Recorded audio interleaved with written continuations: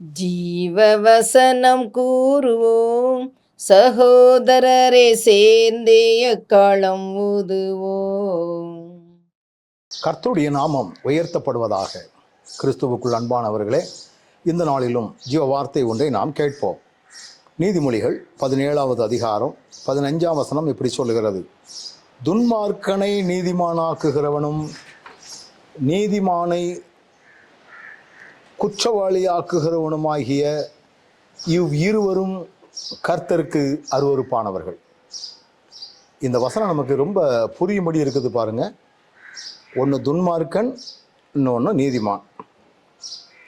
துன்மார்க்கர்களுக்கு ஆதரவாக இருக்கக்கூடிய நீதிமானாய் இருக்கிறவன், நீதிமானை குற்றவாளியாய் ஆக்கக்கூடிய இன்னொரு குரூப்பு. இந்த ரெண்டு பேருமே கர்த்தருடைய பார்வையில் அருவருப்பானவர்கள். இந்த உலக வாழ்க்கையில் நம்ம ரொம்ப கவனமாக நம்முடைய டீலிங் இருக்கணும். நான் யாராவது ஒருத்தனுக்கு ஆதரவு கொடுப்பேனே என்றால் அவர்கள் துன்மார்க்கனாக இருந்துடக்கூடாது. அவன் துன்மார்க்கன் என்று தெரிந்த பிற்பாடும் நான் ஆதரவு கொடுக்கிறவனாக இருந்தால் நான் கர்த்தருடைய பார்வையில் அருவருப்பானவன் அப்படின்னு வசனம் சொல்லுகிறது.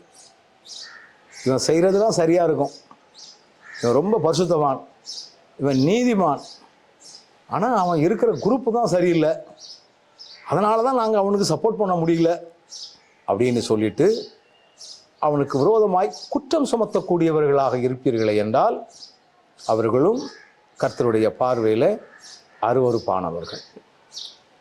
இக்காலங்களிலே குரூப்பிசம் நிறைய இருக்குது. ஒவ்வொரு குரூப்புக்கும் ஒவ்வொரு தலைவர்கள் என்று இருக்கிறார்கள். தலைவன் எவ்வளோதான் அயோக்கியத்தனம் பண்ணாலும் அவன் நம்ம தலைவனாச்சுத அப்படின்னு சொல்லிட்டு நான் அதற்கு ஆதரவு கொடுத்தால் வசனம் மிக தெளிவாய் சொல்லுகிறது, துன்மார்க்கனை நீதிமானாக மாற்றுகிறவன், நீதிமானாக்குகிறவன். அப்போ இவன் துன்மார்க்கன் என்று தெரிந்த பிற்பாடும் இல்லையா, அவர் செஞ்சால் ரொம்ப சரியாக இருக்கும், அவர் செய்வதெல்லாம் சரிதான் அப்படின்னு தப்புக்கு ஒத்து போகிற மக்களாக நாம் இருந்து விடக்கூடாது. நம்முடைய திருச்சபைகளிலும் கூட நாம் யாருக்கு ஆதரவு கொடுக்கிறோம், யாரை முன்னிலைப்படுத்துகிறோம், யாருக்கு விரோதமாக செயல்படுகிறோம் அப்படிங்கிறதெல்லாம் ரொம்ப கவனமாக செயல்பட வேண்டியது அவசியம். கண்களை மூடுவோமா? நல்ல ஆண்டவரே, இந்த உலக வாழ்வில் நாங்கள் துன்மார்க்கனை நீதிமானாக்குவதும் நீதிமானை குற்றவாளிகளாக மாற்றுவதும் நாங்கள் அப்படி செயல்பாடு இருந்துச்சுன்னா நாங்கள் அருவருப்பானவர்கள். கவனத்தோடு எங்களுடைய செயல்முறைகள் சரியாக இருக்க எங்களுக்கு கிருபை தாரும். இயேசுவின் நாமத்தில் பிதாவே, ஆமென்.